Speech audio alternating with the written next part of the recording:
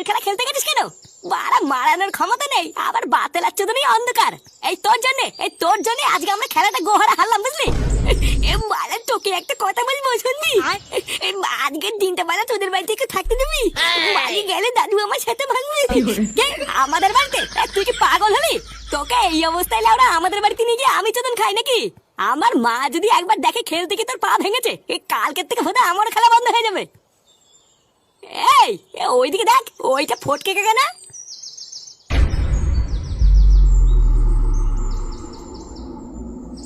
হ্যাঁ রে, ফটকে কাকা এই সময় ফাঁকা জায়গায় কি করছে? ও মানে তুই দেখ গিয়ে আমাকে তাড়াতাড়ি বালি পড়তে দিয়ে আমি দাঁড়াতে পারছি না। হ্যাঁ চল চল।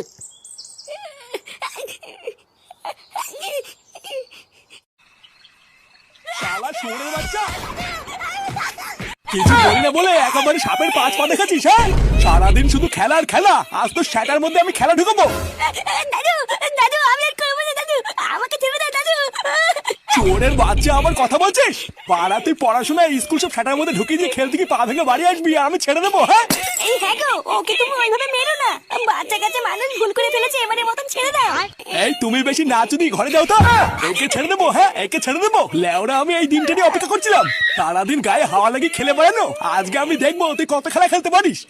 দাদু তাহলে আমি আজকে যাই, বুঝলা? আবার অন্য কোনো দিন সময় করে আসবো। কেন রে শান্তি ছেলে, যাবি কেন? হ্যাঁ দুটো ভাত খাই যা। সারা শুয়োরের বাচ্চা, তোর জন্য আজকে আমার দাদু ভাইয়ের এই অবস্থা, আর তুই চলে গেলে হবে?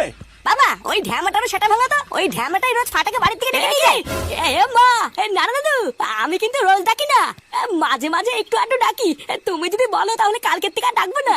চোদনা, তোকে যদি এই বাড়ি আশেপাশে আমি আর কোনোদিন দেখি, তোর সেটা আমি সেদিন ভাঙবাই বলে দিলাম। যা বেরো বোকাচোদা।